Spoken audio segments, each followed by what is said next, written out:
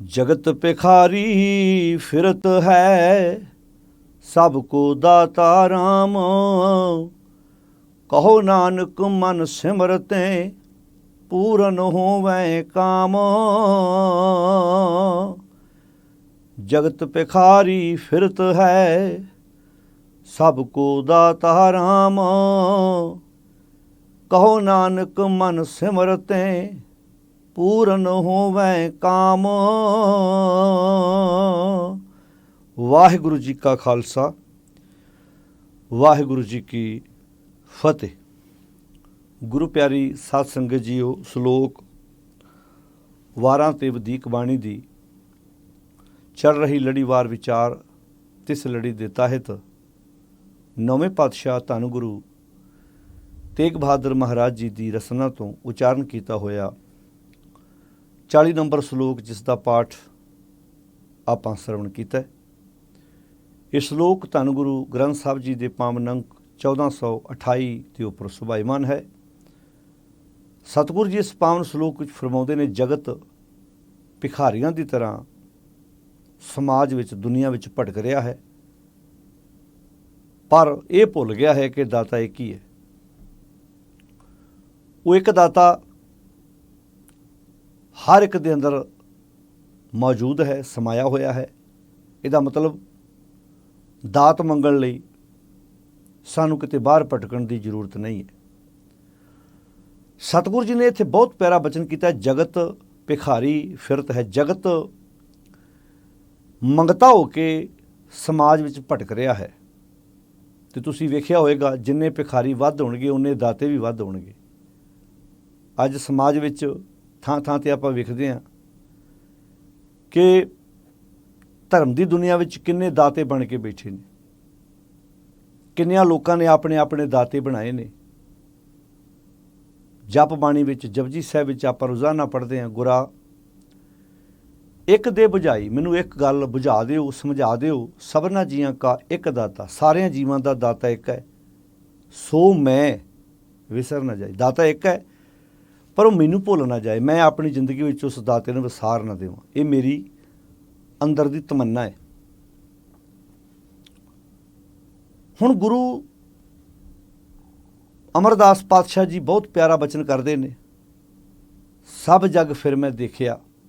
ये गौड़ी की वार जो गुरु अमरदास पातशाह महाराज जी की है, उस वार दे विच ये 6 नंबर पौड़ी है, जो धन गुरु ग्रंथ साहिब जी के 510 नंबर अंक के उत्ते मौजूद है।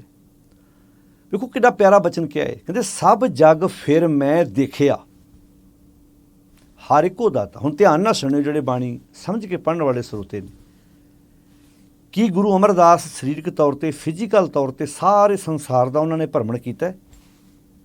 बड़े देश बड़े इलाके ऐसे भी ने जिन्हां इलाकों च गुरु पातशाह नहीं गए। जिवें कि आपां इस देश की जे गल करिए कि बहुत ऐसे इलाके होणगे जिस देश विच पैदा होए, उस देश के कई ऐसियां स्टेटां होणगियां जिथे गुरु पातशाह नहीं गए। पर इत्थे शब्द वरतिया जगत, जग। तो जग विच तां बड़ियां कंट्रियां आउंदियां ने, बड़ी दुनिया आउंदी है। हुण समझाउण दा मतलब यह है कि सारे जगत का दाता एक ही है।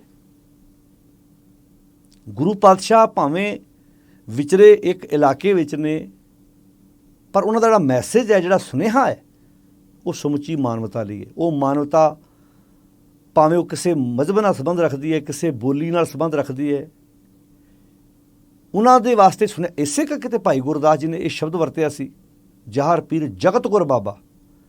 हुण जगत का बाबा क्यों आख्या सी? क्योंकि जिहड़ा बाबे का उपदेश सी, मैसेज सी, वो सारे संसार लई साझा सी। ਜਿਹੜੇ ਪੰਜਾਂ ਵਕਾਰਾਂ ਤੋਂ ਲੋਕ ਦੁਨੀਆ ਤੱਕ, ਹੁਣ ਜਿਹੜਾ ਕਾਮ ਕ੍ਰੋਧ ਲੋਭ ਮੋਹ ਹੰਕਾਰ ਭਾਰਤ ਦੇ ਲੋਕਾਂ ਨੂੰ ਤੰਗ ਕਰਦਾ ਹੈ, ਅਮਰੀਕਾ ਵਿੱਚ ਵੀ ਉਹ ਤੰਗ ਕਰਦਾ ਹੈ, ਇਟਲੀ ਫਰਾਂਸ ਜਾਪਾਨ ਦੇ ਲੋਕਾਂ ਨੂੰ ਵੀ ਉਹ ਤੰਗ ਕਰਦਾ ਹੈ। ਜੇ ਕਿਤੇ ਕੱਲ੍ਹ ਨੂੰ ਉਹਨਾਂ ਲੋਕਾਂ ਨੇ ਸੁਖੀ ਹੋਣਾ ਹੈ ਸਬਰ ਦੇ ਨਾਲ, ਤੇ ਇੱਥੋਂ ਦੇ ਲੋਕਾਂ ਨੇ ਵੀ ਸਬਰ ਨਾਲ। ਇਹਦਾ ਮਤਲਬ ਜਿਹੜੀ ਪੂਰੀ ਕਾਇਨਾਤ ਦੀ ਪ੍ਰੋਬਲਮ ਹੈ ਉਹ ਇਹਨਾਂ ਪੰਜਾਂ ਤੇ ਨਿਰਭਰ ਹੈ। 5 ਝਗੜੇ ਦਾ ਕਾਰਨ ਨੇ, ਇਸੇ ਕਰਕੇ 5 ਬਖਾਦੀ ਆਖਿਆ ਸੀ। राख पिता ब्रह्म मेरे, मोहे निर्गुण सब गुण तेरे, पंच बिखादी एक गरीबा राखो राखण हारे, खेद करें यार बहुत संतावें, आयो शरण तुहारे। ਹੁਣ ਜਿਹੜੀ ਉਹ ਪੰਜ ਤੰਗ ਕਰਦੇ ਨੇ, ਉਹਨਾਂ ਪੰਜਾਂ ਤੋਂ ਖਹਿੜਾ ਛਡਾਉਣ ਵਾਸਤੇ ਜਿਹੜੀ ਗੁਰੂ ਪਾਤਸ਼ਾਹ ਜੀ ਨੇ ਸਾਨੂੰ ਸੋਹਣੀ ਜੀਵਨ ਜਾਚ ਬਖਸ਼ਿਸ਼ ਕੀਤੀ ਹੈ, ਉਹ ਸਮਝਣ ਦੀ ਜ਼ਰੂਰਤ ਹੈ। ਹੁਣ ਜਿਵੇਂ ਹਜ਼ੂਰ ਇੱਥੇ ਫਰਮਾਉਂਦੇ ਨੇ, ਜਗਤ ਭਿਖਾਰੀ ਫਿਰਤ ਹੈ ਸਭ ਕੋ ਦਾਤਾ ਰਾਮ। ਵੇਖੋ, ਪਹਿਲੀ ਗੱਲ ਤਾਂ ਇਹ ਸਮਝਣਾ, ਉਹ ਰਾਮ ਦਾਤਾ ਹੈ ਕਿਸ ਵਸਤੂ ਦਾ। ਜਦੋਂ ਆਪਾਂ ਦਾਤਾ ਸ਼ਬਦ ਵਰਤਾਂਗੇ, ਸਾਡੇ ਤੇ ਇੱਥੇ ਨਿੱਕੀਆਂ ਨਿੱਕੀਆਂ ਵਸਤੂਆਂ ਨੂੰ ਵੀ ਦਾਤਾ ਕਈ ਵਾਰੀ ਅਸੀਂ ਕਹਿ ਕੇ ਸੰਬੋਧਨ ਕਰਦੇ ਹਾਂ। ਮੈਂ ਇਹਦੇ ਵਿੱਚ ਕੋਈ ਸ਼ੱਕ ਨਹੀਂ ਕਿ ਇਹ ਪੁੱਤਰ ਧੀਆਂ, ਜ਼ਮੀਨ ਜਾਇਦਾਦ, ਕੋਠੀਆਂ, ਕਾਰਾਂ, ਇਹ ਦਾਤਾਂ ਨੇ, ਪਰ ਮੁਕੰਮਲ ਨਹੀਂ ਹੈ। ਜਿਵੇਂ ਆਪਾਂ ਮਾਇਆ ਦੀ ਡੈਫੀਨੇਸ਼ਨ ਦੀ ਗੱਲ ਕਰਦੇ ਹਾਂ, ਸੇਵਾ ਦੀ ਗੱਲ ਕਰਦੇ ਹਾਂ, ਸੇਵਾ ਦੇ ਕਈ ਰੂਪ ਨੇ। ਭਾਂਡੇ ਮਾਂਜਣੇ, ਦਰੀਆਂ ਝਾੜਨੀਆਂ, ਲੰਗਰ ਬਣਾਉਣੇ, ਲੰਗਰ ਵਰਤਾਉਣੇ, ਇਹ ਸੇਵਾਵਾਂ ਨੇ, ਪਰ ਸੇਵਾਵਾਂ ਦਾ ਮੁਕੰਮਲ ਰੂਪ ਨਹੀਂ ਹੈ। ਮੇਰੇ ਮਨ ਸਤਿਗੁਰ ਕੀ ਸੇਵਾ ਲਾਗ, ਆ ਵੀ ਸੇਵਾ ਹੈ। ਜੋ ਦਿਸੈ ਸੋ ਵਿਣਸਣਾ, ਮਨ ਕੀ ਮਤ ਤਿਆਗ। ਮਨ ਦੀ ਭੈੜੀ ਮਤ ਨੂੰ ਛੱਡਣਾ ਵੀ ਇੱਕ ਗੁਰੂ ਦੀ ਸੇਵਾ ਹੈ, ਜਿਹਨੂੰ ਅਸੀਂ ਸਮਝਣ ਨੂੰ ਤਿਆਰ ਨਹੀਂ। ਜਿੱਥੋਂ ਗੱਲ ਸ਼ੁਰੂਆਤ ਹੁੰਦੀ ਹੈ ਕਿ ਅੱਜ ਮਨ ਦੀ ਭੈੜੀ ਮਤ ਨੂੰ ਛੱਡਣਾ ਅਸੀਂ ਗੁਰੂ ਦੀ ਸੇਵਾ ਸਮਝਿਆ। ਮੇਰੇ ਮਨ ਸਤਿਗੁਰ ਕੀ ਸੇਵਾ ਲਾਗ, ਇਹ ਗੁਰੂ ਗ੍ਰੰਥ ਸਾਹਿਬ ਜੀ ਦੇ 50 ਨੰਬਰ ਅੰਕ ਤੇ ਸ਼ਬਦ ਹੈ। ਮੇਰੇ ਮਨ ਸਤਿਗੁਰ ਕੀ ਸੇਵਾ ਲਾਗ, ਜੋ ਦਿਸੈ ਸੋ ਵਿਣਸਣਾ, ਮਨ ਕੀ ਮਤ ਤਿਆਗ। ਮਨ ਦੀ ਮਤ ਨੂੰ ਤਿਆਗਣਾ ਵੀ ਗੁਰੂ ਅਕਾਲ ਪੁਰਖ ਦੀ ਸੱਚੀ ਸੁੱਚੀ ਸੇਵਾ ਹੈ। ਮੈਂ ਕਹਿੰਦਾ ਇੱਥੋਂ ਸ਼ੁਰੂਆਤ ਹੁੰਦੀ ਹੈ। ਜਿਹਨੂੰ ਮਨ ਦੀ ਮਤ ਤਿਆਗਣੀ ਦੀ ਸੇਵਾ ਕਰਨ ਦੀ ਜਾਚ ਆ ਗਈ, ਉਹਦੇ ਲੰਗਰ ਬਣਾਉਣ ਵਿੱਚ, ਲੰਗਰ ਵਰਤਾਉਣ ਵਿੱਚ, ਸਮਾਜ ਵਿੱਚ, ਹਰ ਕੰਮ ਦੇ ਵਿੱਚ ਲੋਕ ਭਲਾਈ ਛੁਪੀ ਹੋਏਗੀ, ਪਰਉਪਕਾਰ। ਤੇ ਜੇ ਮਨ ਦੀ ਮਤ ਨਹੀਂ ਤਿਆਗੀ ਤੇ ਬਹੁਤ ਵਾਰੀ ਸੇਵਾਵਾਂ, ਬਾਹਰ ਦੇ ਦਾਨ ਪੁੰਨ ਕੀਤੇ, ਸਵਾਏ ਅਡੰਬਰ ਤੋਂ ਹੋਰ ਕੁਝ ਵੀ ਨਹੀਂ ਰਹਿ ਜਾਂਦਾ। ਹੁਣ ਗੁਰੂ ਅਮਰਦਾਸ ਮਹਾਰਾਜ ਕਹਿੰਦੇ, ਸਭ ਜਗ ਫਿਰ ਮੈਂ ਦੇਖਿਆ ਹਰ ਇੱਕੋ ਦਾਤਾ। ਸਾਰਾ ਜਗਤ ਵੇਖਿਆ, ਦਾਤਾ ਇੱਕ ਹੀ ਹੈ। ਪਰ ਕਮਾਲ ਦੀ ਗੱਲ, ਜੇ ਦਾਤਾ ਇੱਕ ਹੈ ਤੇ ਇਹ ਜਗਤ ਭਿਖਾਰੀਆਂ ਦੀ ਤਰ੍ਹਾਂ ਸੰਸਾਰ ਤੇ ਕਿਉਂ ਤੁਰਿਆ ਫਿਰਦਾ? ਜਦੋਂ ਆਪਾਂ ਗੁਰੂ ਪੰਜਵੇਂ ਪਾਤਸ਼ਾਹ ਜੀ ਦਾ ਵਾਕ ਪੜ੍ਹਦੇ ਹਾਂ ਤਾਂ ਗੁਰੂ ਪੰਜਵੇਂ ਪਾਤਸ਼ਾਹ ਜੀ ਨੇ ਕਿੰਨੀ ਪਿਆਰੀ ਗੱਲ ਕਹੀ ਹੈ ਕਿ हे ਮੇਰੇ ਮਾਲਕ, हे ਮੇਰੇ ਵਾਹਿਗੁਰੂ, ਜਿਸਕਾ ਤਨ ਮਨ ਧਨ ਸਭ ਤਿਸਕਾ, ਸੋਈ ਸੁਘੜ ਸੁਜਾਨੀ, ਤਿਨ ਹੀ ਸੁਣਿਆ ਦੁੱਖ ਸੁਖ ਮੇਰਾ, ਤੋ ਬਿਦ ਨੀਕੀ ਖਟਾਨੀ। ਜੀ ਕੀ ਇਸ ਜਿੰਦ ਦੀ, ਇਸ ਮਨ ਦੀ ਇੱਕ ਹੀ ਪੈਮਾਨੀ, ਇਸ ਜਿੰਦ ਦੀ ਇੱਕ ਕੋਲ ਹੀ ਮੰਨੀ ਜਾਣੀ ਹੈ। ਰੋਵੇ ਭਾਵੇਂ ਜਿੱਥੇ ਮਰਜ਼ੀ ਜਾ ਕੇ, ਅਵਰ ਜਤਨ ਕਰ ਰਹੇ ਬੋ ਤੇਰੇ, ਤਿਨ ਤਿਲ ਨਹੀਂ ਕੀਮਤ ਜਾਨੀ। ਇੱਕ ਤੋਂ ਬਿਨਾਂ ਕਿਸੇ ਹੋਰ ਅੱਗੇ ਜਾ ਕੇ ਦੁਖੜੇ ਰੋਣੇ, ਉਹਦੀ ਤਿਲ ਜਿੰਨੀ ਵੀ ਵੈਲਿਊ ਨਹੀਂ ਹੈ। ਤਿੰਨ ਤਿਲ ਨਹੀਂ ਕੀਮਤ ਜਾਨੀ। ਅੰਮ੍ਰਿਤ ਨਾਮ ਨਿਰਮੋਲਕ ਹੀਰਾ, ਗੁਰ ਦੀਨੋ ਮੰਤਾਨੀ, ਡਿਗੈ ਨਾ ਡੋਲੇ ਦ੍ਰਿੜ ਕਰ ਰਹੇ ਹੋ, ਪੂਰਨ ਹੋਏ ਤ੍ਰਿਪਤਾਨੀ। ओए जो बीच हम तुम कश होते, तिनकी बात बिलानी। जी की एक ही पैमाने, इस जिंद दी एक दे कोल ही मनी जानी है। तू तां दीवान मैं है मेरे स्वामी, मैं तुद आगे अरदास, मैं होर थाऊं नाही, जिस पै करो बिनती, मेरा दुख सुख तुझ ही पास। कि अज ਜਿਹੜੇ ਲੋਕ ਥਾਂ ਥਾਂ ਤੇ ਦਾਤੇ ਬਣ ਕੇ ਬੈਠੇ ਨੇ, ਕਿ ਉਹ ਗੁਰੂ ਨੌਵੇਂ ਪਾਤਸ਼ਾਹੀ ਦੇ ਇਹਨਾਂ ਸਲੋਕਾਂ ਉੱਤੇ ਸ਼ੰਕਾ ਨਹੀਂ ਕਰ ਰਹੇ ਕਿ ਜਗਤ ਭਿਖਾਰੀ ਫਿਰ ਤੇ ਸਭ ਕੋ ਦਾਤਾ ਰਾਮ। ਅੱਜ ਥਾਂ ਥਾਂ ਤੇ ਦਾਤਿਆਂ ਦੇ ਫੱਟੇ ਲਾ ਕੇ ਬੈਠੇ ਅਸੀਂ, ਆਪੋ ਆਪਣੇ ਘਰਾਂ ਵਿੱਚ ਤਰ੍ਹਾਂ ਤਰ੍ਹਾਂ ਦੇ ਰੱਬ ਬਣਾ ਕੇ ਬੈਠੇ ਆ। ਜਦੋਂ ਭਗਤ ਕਬੀਰ ਜੀ ਇਹ ਗੱਲ ਕਹਿੰਦੇ ਨੇ, ਸਾਚਾ ਨਾਵਣ ਗੁਰ ਕੀ ਸੇਵਾ, ਪੂਜੋ ਰਾਮ ਏਕ ਹੀ ਦੇਵਾ।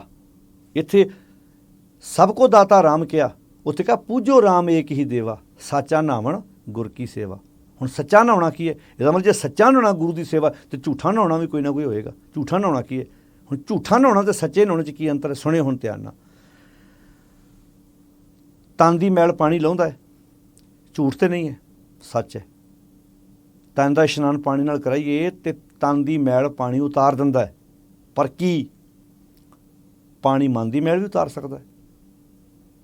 ਮਨ ਦੀ ਮੈਲ ਉਤਾਰਨ ਦਾ ਜੇ ਭਰਮ ਪਾ ਕੇ ਅਸੀਂ ਤਨ ਨੂੰ ਧੋਈ ਜਾਈਏ, ਮੈਂ ਸਮਝਦਾ ਇਹ ਝੂਠਾ ਨਹਾਉਣਾ ਹੈ। ਕਿਉਂਕਿ ਤਨ ਦੀ ਮੈਲ ਪਾਣੀ ਚੇਤ ਨਾ ਧੋ ਪਈ, ਪਾਣੀ ਚਿੱਤ ਨਹੀਂ ਧੋ ਸਕਦਾ। ਇਹ ਗੁਰੂ ਗ੍ਰੰਥ ਸਾਹਿਬ ਦਾ ਵਾਕ ਹੈ। ਮੁੱਖ ਪੀਤੇ ਤਿਖ ਜਾਏ। ਹਾਂ, ਪਾਣੀ ਮੂੰਹ ਨਾਲ ਪੀਤਿਆਂ ਤੁਹਾਡੇ ਅੰਦਰ ਦੀ ਪਿਆਸ ਬੁਝਾ ਸਕਦਾ ਹੈ, ਪਰ ਤੁਹਾਡੇ ਤਨ ਦੀ ਮੈਲ ਨਹੀਂ ਉਤਾਰ ਸਕਦਾ। ਆਪਾਂ ਜਪਜੀ ਸਾਹਿਬ 'ਚ ਰੋਜ਼ਾਨਾ ਪੜ੍ਹਦੇ ਹਾਂ, ਭਰੀਏ ਹੱਥ ਪੈਰ ਤਨ ਦੇ ਪਾਣੀ ਧੋਤਾ ਹੈ ਉਤਰ ਸਕੇ, ਮੂਤ ਪਲੀਤੀ ਕੱਪੜ ਹੋਏ ਦੇ ਸਾਬੂਨ ਲਈਐ ਉਹ ਧੋਏ। ਜਿਸੋਂ ਤੱਕ ਹੱਥ ਦੀ ਗੱਲ ਸੀ, ਪੈਰ ਦੀ ਗੱਲ ਸੀ, ਸਰੀਰ ਦੀ ਗੱਲ ਸੀ, ਪਾਣੀ ਨਾਲ ਇਹ ਮੈਲ ਉਤਾਰੀ ਗਈ। ਭਰੀਏ ਹੱਥ ਪੈਰ ਤਨ ਦੇ ਪਾਣੀ ਧੋਤੇ ਉਤਰ ਸਕੇ, ਮੂਤ ਪਲੀਤੀ ਕੱਪੜ ਹੋਏ। ਜਦੋਂ ਕੱਪੜਾ ਮਲ ਮੂਤਰ ਨਾਲ ਗੰਦਾ ਹੋ ਗਿਆ, ਦੇ ਸਾਬੂਨ ਲਈਏ ਉਹ ਧੋਏ। ਉੱਥੇ ਇਕੱਲਾ ਪਾਣੀ ਕੰਮ ਨਹੀਂ ਆਇਆ, ਉੱਥੇ ਸਾਬਣ ਦੇ ਨਾਲ ਸਰਫ ਇਹ ਚੀਜ਼ ਦੀ ਲੋੜ ਵੀ ਪਈ। ਦੇ ਸਾਬੂਨ ਲਈਏ ਉਹ ਧੋਏ, ਭਰੀਏ ਮਤ ਪਾਪਾਂ ਕੇ ਸੰਗ। ਹੁਣ ਜਦੋਂ ਗੱਲ ਆ ਗਈ ਮਤ ਦੀ, ਉੱਥੇ ਪਾਣੀ ਤੇ ਸਾਬਣ ਦਾ ਨਾਂ ਕਿਉਂ ਨਹੀਂ ਲਿਆ? ਜੇ ਗੁਰੂ ਪਾਤਸ਼ਾਹ ਜੀ ਮਤ ਨੂੰ ਵੀ ਸਾਬਣ ਤੇ ਪਾਣੀ ਨਾਲ ਲੈਂਦੇ ਨਾ, ਤੇ ਪਤਾ ਗੁਰੂ ਪਾਤਸ਼ਾਹ ਜੀ ਨੂੰ ਕਿ ਜਿਹੜੀ ਮਤ ਨੂੰ ਲੱਗੀ ਹੋਈ ਮੈਲ ਹੈ ਇਹ ਸਾਬਣ ਤੇ ਪਾਣੀ ਨਾਲ ਨਹੀਂ ਲੈਣੀ। ਜੇ ਲੈਂਦੀ ਹੁੰਦੀ ਗੁਰੂ ਸਾਹਿਬ ਲਿਖ ਦਿੰਦੇ ਇੱਥੇ। ਉੱਥੇ ਕਹਤਾ ਉਹ ਧੋਪੇ ਨਵੇਂ ਕੇ ਰੰਗ। ਨਾਮ ਨਾਲ ਸੱਚ ਨਾਲ ਪਿਆਰ ਕੀਤਿਆਂ, ਸੱਚਾਈ ਤੇ ਤੁਰਿਆਂ ਹੀ ਸਾਡੇ ਮਤ ਦੀ ਮੈਲ ਲੈ ਸਕਦੀ ਹੈ। ਤੋ ਜਦੋਂ ਭਗਤ ਕਬੀਰ ਜੀ ਕਹਿੰਦੇ ਨੇ ਪੂਜੋ ਰਾਮ ਏਕ ਹੀ ਦੇਵਾ, ਸੱਚਾ ਨਾਵਣ ਗੁਰ ਕੀ ਸੇਵਾ। ਸੱਚਾ ਨਹਾਉਣਾ ਗੁਰੂ ਦੀ ਸੇਵਾ ਹੈ। ਸੱਚਾ ਨਹਾਉਣਾ ਹੀ ਗੁਰੂ ਦੀ ਸੇਵਾ ਹੈ। ਕੀ ਅੱਜ ਸੱਚਾ ਨਹਾਉਣਾ ਨਹਾ ਰਹੇ ਹਾਂ ਅਸੀਂ ਝੂਠਾ ਨਹਾਉਣਾ ਨਹਾ ਰਹੇ ਹਾਂ। ਅਸੀਂ ਤਨ ਦੀਆਂ ਚੁੱਭੀਆਂ ਮਰਾ ਰਹੇ ਹਾਂ। ਚਾਹੀਦਾ ਤੇ ਸੀ ਬਾਹਰ ਦੇਵ ਪਖਾਲੀਆਂ ਜੇ ਮਨ ਧੋਵੇ ਕੋਈ। ਜਿਵੇਂ ਸਵੇਰੇ ਉੱਠ ਕੇ ਇੱਕ ਮੰਦਰ ਦਾ ਪੁਜਾਰੀ ਮੂਰਤੀ ਦਾ ਇਸ਼ਨਾਨ ਪਾਣੀ ਨਾਲ ਕਰਾਉਂਦਾ ਹੈ, ਜਿਵੇਂ ਅਸੀਂ ਰੋਜ਼ਾਨਾ ਆਪਣੇ ਘਰਾਂ 'ਚ ਆਪਣੇ ਤਨ ਨੂੰ ਪਾਣੀ ਨਾਲ ਧੋਨੇ ਹਾਂ, ਸਾਫ਼ ਕਰਦੇ ਹਾਂ। ਕਾਸ਼ ਕਿਤੇ ਅਸੀਂ ਬਾਣੀ ਨਾਲ, ਬਾਣੀ ਦੀ ਵਿਚਾਰ ਨਾਲ ਅਸੀਂ ਮਨ ਨੂੰ ਧੋਤਾ ਹੁੰਦਾ। ਬਾਹਰ ਦੇਵ ਪਖਾਲੀਆਂ ਜੇ ਮਨ ਧੋਵੇ ਕੋਏ। ਪਾਤਸ਼ਾਹ ਕਹਿੰਦੇ ਝੂਠ ਲਹਿ ਜਿਉ ਮਾਂਝੀਐ ਮੋਖ ਪਿਆਣਾ ਹੋਏ। ਝੂਠ ਲੈ ਜਾਏਗੀ, ਝੂਠ ਲਹਿ ਜਿਉ ਮਾਂਝੀਐ, ਜਿਉ ਮਾਂਜਿਆ ਜਾਏਗਾ। ਜਿਵੇਂ ਬਰਤਨ ਕਾਲਾ ਹੋਵੇ ਤੇ ਸਿਆਣੀਆਂ ਭੈਣਾਂ ਕੂਚਾ ਲੈ ਕੇ ਨਹੀਂ ਅੰਦਰੋਂ ਕੂਚਦੀਆਂ, ਉਹਨੂੰ ਮਾਂਜਦੀਆਂ, ਚੰਗੀ ਤਰ੍ਹਾਂ ਲਿਸ਼ਕਾਉਂਦੀਆਂ ਨੇ। ਕਹਿੰਦੇ ਜਦੋਂ ਅਸੀਂ ਆਪਣੇ ਮਨ ਨੂੰ ਗੁਰੂ ਦੇ ਸ਼ਬਦ ਨਾਲ ਧੋਵਾਂਗੇ, ਕਿਉਂਕਿ ਕਰਮੀ ਸਹਿਜ ਨਾ ਉਪਜੈ। ਗੁਰੂ ਅਮਰਦਾਸ ਜੀ ਕਹਿੰਦੇ ਨੇ ਕਰਮੀ ਸਹਿਜ ਨਾ ਉਪਜੈ, ਵਿਣ ਸਹਿਜੇ ਸੈਂਸਾ ਨਾ ਜਾਏ, ਨਹਿ ਜਾਏ ਸੈਂਸਾ ਕਿਤੇ ਸੰਜਮ, ਰਹੇ ਕਰਮ ਕਮਾਏ। ਸੈਂਸੇ ਜਿਉ ਮਲੀਨ ਹੈ ਕਿਤ ਸੰਜਮ ਧੋਤਾ ਜਾਏ। ਪਾਤਸ਼ਾਹ ਕਹਿੰਦੇ ਮਨ ਧੋਵੋ, ਸ਼ਬਦ ਲਾਗੋ। ਜਦੋਂ ਵੀ ਮਨ ਧੋਣ ਦੀ ਗੱਲ ਆਈ, ਗੁਰਦੇਵ ਨੇ ਪਾਣੀ ਨਹੀਂ ਸ਼ਬਦ ਵਰਤਿਆ, ਉੱਥੇ ਸ਼ਬਦ ਵਰਤਿਆ। ਕਿ ਅੱਜ ਸ਼ਬਦ ਦਾ ਜਲ ਹੈ ਸਾਡੇ ਕੋਲ। ਸ਼ਬਦ ਵੀ ਇੱਕ ਜਲ ਹੈ। ਜਿਸ ਜਲ ਨਿਧ ਕਾਰਨ ਤੁਮ ਜਗ ਆਏ, ਸੋ ਅੰਮ੍ਰਿਤ ਗੁਰ ਪਾਹੀ ਜਿਓ। ਉਹ ਨਾਮ ਜਲ, ਉਹ ਸਿੱਖਿਆ ਦਾ ਜਲ ਗੁਰੂ ਦੇ ਪਾਸ ਹੈ। ਇਸ ਨੂੰ ਆਖਿਆ ਸੀ ਮਨ ਮੰਦਰ ਤਨ ਵੇਸ ਕਲੰਦਰ, ਘੱਟ ਹੀ ਤੀਰਥ ਨਾਵਾਂ। ਆਪਣੇ ਅੰਦਰ ਦੇ ਤੀਰਥ ਸਥਾਨ ਦੇ ਉੱਤੇ ਰੋਜ਼ਾਨਾ ਆਪਣੇ ਮਨ ਦਾ ਇਸ਼ਨਾਨ ਕਰਾਓ। ਫਰਕ ਵੇਖੋ ਤੁਸੀਂ। ਤਨ ਜਾਂਦਾ ਬਾਹਰਲੇ ਸਰੋਵਰਾਂ 'ਤੇ ਇਸ਼ਨਾਨ ਕਰਨ, ਉੱਥੇ ਪੈਸਾ ਵੀ ਲੱਗਣਾ ਹੈ, ਪੈਟਰੋਲ ਡੀਜ਼ਲ ਗੱਡੀ ਦੇ ਉੱਤੇ ਖਰਚਾ ਵੀ ਆਏਗਾ, ਟਿਕਟ ਦੇ ਉੱਤੇ ਖਰਚਾ ਆਏਗਾ, ਤੁਸੀਂ ਘਰੋਂ ਸਫ਼ਰ ਤੈਅ ਕਰਕੇ ਜਾਓਗੇ। ਪਰ ਜੇ ਸਰੋਵਰ 'ਤੇ ਗੁਰੂ ਜੀ ਇਸ਼ਨਾਨ ਕਰ ਲਈ ਕਹਿੰਦੇ ਨੇ ਮਨ ਦਾ, ਉੱਥੇ ਤੁਹਾਨੂੰ ਇੱਕ ਕਦਮ ਵੀ ਤੁਰਨ ਦੀ ਲੋੜ ਨਹੀਂ। ਉਹ ਹਰ ਇੱਕ ਦੇ ਹਿਰਦੇ ਵਿੱਚ ਉਹ ਸਰੋਵਰ ਬਣਿਆ ਹੋਇਆ। ਕੋਈ ਗੁਰ ਸਮਾਨ ਤੀਰਥ ਨਹੀਂ ਕੋਈ, ਸਰ ਸੰਤੋਖ ਤਾਸ ਗੁਰ ਹੋਏ। ਗੁਰੂ ਇੱਕ ਅਜਿਹਾ ਮਹਾਨ ਸਰੋਵਰ ਹੈ। ਇਹ ਪਹਿਲਾਂ ਵੀ ਆਪਾਂ ਕਈ ਵਾਰ ਐਗਜ਼ਾਮਪਲ ਦਿੱਤੀ ਹੈ ਕਿ ਜਿਹੜੇ ਇਤਿਹਾਸਕ ਸਥਾਨਾਂ 'ਤੇ ਬਣੇ ਹੋਏ ਸਰੋਵਰ ਨੇ, ਸਰਕਾਰਾਂ ਉਹਨਾਂ ਸਰੋਵਰਾਂ ਤੱਕ ਜਾਣ 'ਤੇ ਪਾਬੰਦੀ ਲਾ ਸਕਦੀਆਂ ਨੇ, ਅਤੇ ਲੱਗੀਆਂ ਵੀ ਨੇ। ਕਈ ਸਾਡੇ ਵਿਦੇਸ਼ਾਂ 'ਚ ਭੈਣ ਭਰਾ ਐਸੇ ਨੇ ਜਿਨ੍ਹਾਂ ਨੂੰ ਇੱਥੋਂ ਦੀ ਗੌਰਮੈਂਟ ਵੀਜ਼ਾ ਦੇਣ ਨੂੰ ਤਿਆਰ ਨਹੀਂ, ਉਹ ਇਹਨਾਂ ਸਰੋਵਰਾਂ 'ਚ ਨਹੀਂ ਆ ਸਕਦੇ। ਕਈ ਸਾਡੇ ਭੈਣ ਭਰਾ ਸਾਡੇ ਜਿਹੜੇ 84 ਤੋਂ ਪਹਿਲਾਂ ਜਾਂ 84 ਤੋਂ ਬਾਅਦ ਸੰਘਰਸ਼ ਦੀ ਜੰਗ ਲੜ ਰਹੇ ਨੇ, ਸਾਡੇ ਬਹੁਤ ਪਰਿਵਾਰ, ਸਾਡੇ ਭਰਾ, ਸਾਡੀਆਂ ਭੈਣਾਂ, ਸਾਡੇ ਬਜ਼ੁਰਗ ਜਿਨ੍ਹਾਂ ਦੀਆਂ ਉਮਰਾਂ ਲੰਘ ਗਈਆਂ ਜੇਲ੍ਹਾਂ ਦੇ ਵਿੱਚ, ਉਹ ਇਸ ਇਤਿਹਾਸਕ ਸਥਾਨਾਂ ਦੇ ਸਰੋਵਰਾਂ ਤੋਂ ਹੋ ਸਕਦਾ ਵਾਂਝੇ ਰਹੇ ਹੋਣ, ਜੇਲ੍ਹਾਂ 'ਚ ਬੈਠੇ ਨੇ। ਪਰ ਗੁਰੂ ਸਰੋਵਰ ਦੇ ਵਿੱਚੋਂ ਚੁੱਭੀ ਮਾਰਨ ਤੋਂ ਦੁਨੀਆ ਦੀ ਕੋਈ ਸਰਕਾਰ ਉਹਨਾਂ ਨੂੰ ਨਹੀਂ ਰੋਕ ਸਕਦੀ। ਉਹ ਜੇਲ੍ਹਾਂ 'ਚ ਬੈਠੇ ਵੀ ਗੁਰਬਾਣੀ ਪੜ੍ਹ ਰਹੇ ਨੇ, ਉੱਥੇ ਵੀ ਉਹ ਸਰੋਵਰ 'ਚ ਚੁੱਭੀਆਂ ਮਾਰ ਰਹੇ ਨੇ। ਕਿਉਂਕਿ ਦੁਨਿਆਵੀ ਸਰੋਵਰ ਤੋਂ ਤੁਸੀਂ ਰੋਕ ਸਕਦੇ ਹੋ, ਤਾਂ ਰੋਕਿਆ ਵੀ ਹੈ ਕਈਆਂ ਥਾਵਾਂ 'ਤੇ ਸਰਕਾਰਾਂ ਨੇ ਬੈਰੀਗੇਟ ਲਾਏ ਹੋਏ ਨੇ। ਪਰ ਜਿਹੜਾ ਅੰਦਰ ਹੈ ਨਾ ਸਰੋਵਰ, ਜਿਹਨੂੰ ਆਖਿਆ ਮਨ ਮੰਦਰ ਤਨ ਵੇਸ ਕਲੰਦਰ, ਘੱਟ ਹੀ ਤੀਰਥ ਨਾਵਾਂ, ਏਕ ਸ਼ਬਦ ਮੇਰੇ ਪ੍ਰਾਣ ਬਸਤ ਹੈ, ਬੌੜ ਜਨਮ ਨਾਮ। ਅਤੇ ਇੱਥੇ ਵੀ ਪਾਤਸ਼ਾਹ ਜਿਹੜੀ ਗੱਲ ਕਰਦੇ ਬਾ ਕਮਾਲ ਹੈ। ਇਸ ਨੂੰ ਆਖਿਆ ਸੀ ਅੰਮ੍ਰਿਤਸਰ ਸਤਿਗੁਰ ਸਤਵਾਦੀ ਜਿਤ ਨਹਾਤੈ ਕਊਆ ਹੰਸ ਹੋ ਹੈ। ਗੁਰੂ ਹੀ ਉਹ ਇੱਕ ਅੰਮ੍ਰਿਤ ਦਾ ਸਰੋਵਰ ਹੈ ਜਿੱਥੇ ਨਹਾਉਣ ਨਾਲ ਕਾਂ ਬਿਰਤੀ ਵਾਲਾ ਵੀ ਹੰਸ ਬਿਰਤੀ ਵਾਲਾ ਬਣ ਜਾਂਦਾ ਹੈ। ਤੋ ਇਸ ਕਰਕੇ ਜਿਹੜੀ ਗੱਲ ਇੱਥੇ ਗੁਰੂ ਨੌਵੇਂ ਪਾਤਸ਼ਾਹ ਜੀ ਨੇ ਕਹੀ ਹੈ, ਜਗਤ ਭਿਖਾਰੀ ਫਿਰਤ ਹੈ, ਜਗਤ ਭਿਖਾਰੀਆਂ ਦੀ ਤਰ੍ਹਾਂ ਤੁਰਿਆ ਫਿਰਦਾ ਹੈ, ਸਭ ਕੋ ਦਾਤਾ ਰਾਮ। ਪਰ ਇਹ ਭੁੱਲ ਗਿਆ ਸਾਰਿਆਂ ਨੂੰ ਦਾਤਾਂ ਦੇਣ ਵਾਲਾ ਉਹ ਰਾਮ ਹੈ। ਕਿਹੜੀਆਂ ਦਾਤਾਂ? ਮਿਹਰਬਾਨ ਸਾਹਿਬ, ਮਿਹਰਬਾਨ ਸਾਹਿਬ ਮੇਰਾ ਮਿਹਰਬਾਨ ਜੀ ਸਗਲ ਕੋ ਦੇ ਦਾਨ। ਸਾਰਿਆਂ ਜੀਵਾਂ ਨੂੰ ਉਹ ਦਾਨ ਦਿੰਦਾ ਹੈ। ਦਾਤਾ ਕਾਹਦਾ ਸੀ? ਹਮ ਮੈਲੇ ਤੂੰ ਉਜਲ ਕਰਤੇ, ਅਸੀਂ ਮੈਲ ਨਾਲ ਭਰੇ ਪਏ ਹਾਂ, ਹੇ ਮੇਰੇ ਮਾਲਕ ਜੀ ਤੁਸੀਂ ਉਜਲਾ ਕਰਨ ਵਾਲੇ ਹੋ। ਹਮ ਮੈਲੇ ਤੂੰ ਉਜਲ ਕਰਤੇ, ਹਮ ਨਿਰਗੁਣ ਤੂੰ ਦਾਤਾ। ਅਸੀਂ ਨਿਰਗੁਣ ਆ ਰਹੇ ਹਾਂ, ਤੁਸੀਂ ਦਾਤੇ ਹੋ। ਕਾਹਦੇ ਦਾਤੇ ਹੋ? ਗੁਣਾਂ ਦੇ ਦਾਤੇ ਹੋ। ਹਮ ਨਿਰਗੁਣ ਤੂੰ ਦਾਤਾ, ਹਮ ਮੂਰਖ ਤੁਮ ਚਤੁਰ ਸਿਆਣੇ। ਅਸੀਂ ਮੂਰਖਤਾ ਨਾਲ ਭਰੇ ਪਏ ਹਾਂ, ਤੁਸੀਂ ਚਤੁਰ ਤੇ ਸਿਆਣੇ ਹੋ। ਤੂੰ ਸਰਬ ਕਲਾ ਕਾ ਗਿਆਤਾ ਮਾਧੋ, ਹਮ ਐਸੇ ਤੂੰ ਐਸਾ, ਹਮ ਪਾਪੀ ਤੁਮ ਪਾਪ ਖੰਡਨ ਨੀਕੋ ਠਾਕੁਰ ਦੇਸਾ। ਤਾਂ ਸਤਿਗੁਰੂ ਜੀ ਨੇ ਇੱਥੇ ਜੋ ਦਾਤਾਂ ਦੀ ਗੱਲ ਕਹੀ, ਕਹਿੰਦੇ ਉਹ ਦਾਤਾ ਕਾਹਦਾ ਹੈ? ਗੁਣਾਂ ਦਾ ਦਾਤਾ ਹੈ। ਪਰ ਅਸੀਂ ਤੇ ਦੁਨਿਆਵੀ ਚੀਜ਼ਾਂ ਮੰਗ ਕੇ ਹੀ ਰਾਹ ਪਏ ਤੇ ਅੱਜ ਥਾਂ ਥਾਂ ਤੇ ਦਾਤੇ ਬਣ ਕੇ ਬਹਿ ਗਏ। ਤੁਸੀਂ ਵੇਖੋ ਕਿੱਦਾਂ ਲੋਕਾਂ ਨੇ ਦੇਹਧਾਰੀ ਬਾਬਿਆਂ ਦੀਆਂ ਆਪਣੇ ਘਰਾਂ ਵਿੱਚ ਤਸਵੀਰਾਂ ਲਾਈਆਂ ਹੋਈਆਂ ਨੇ, ਫੋਟੋਆਂ ਲਾਈਆਂ ਹੋਈਆਂ ਨੇ ਤਰ੍ਹਾਂ ਤਰ੍ਹਾਂ ਦੀਆਂ। ਇੱਕ ਰਾਈਟਰ ਹੈ ਲਾਲਾ ਦੌਲਤ ਰਾਏ, ਸ਼ਾਇਦ ਕਿਸੇ ਨੇ ਉਹਨਾਂ ਦੀ ਕਿਤਾਬ ਪੜ੍ਹੀ ਹੋਵੇ।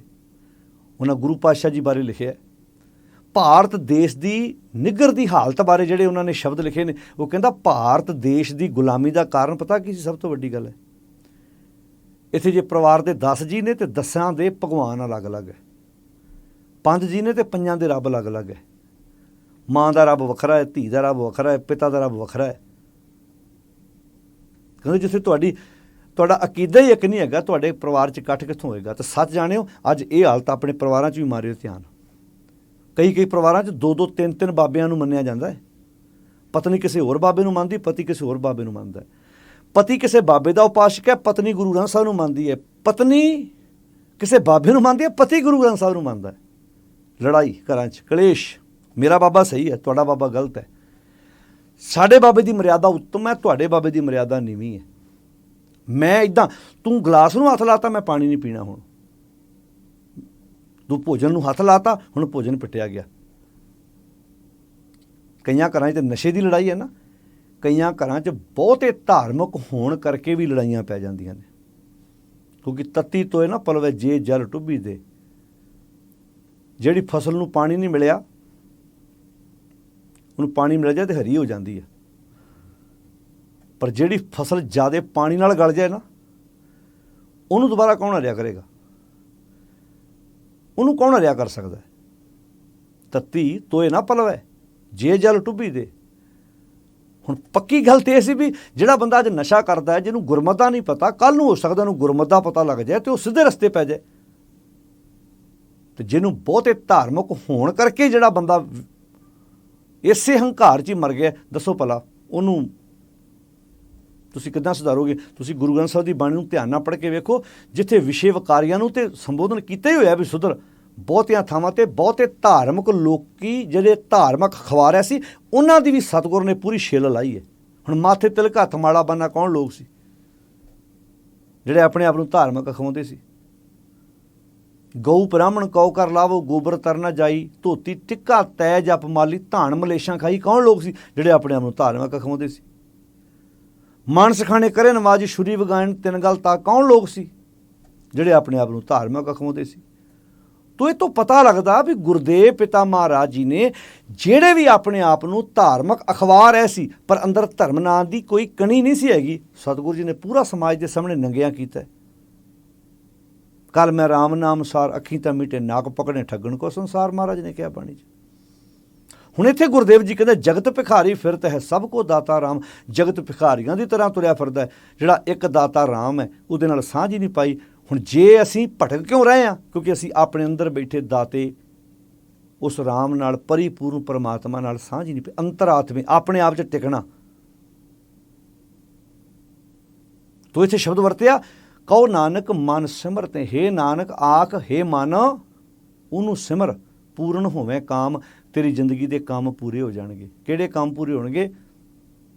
ਮਨ ਨੂੰ ਕਿਹਾ ਇੱਥੇ, ਮਨ ਨੂੰ ਸਿਮਰ ਲਈ ਆਖਿਆ। ਤੇ ਮਨ ਦੇ ਕਿਹੜੇ ਕੰਮ?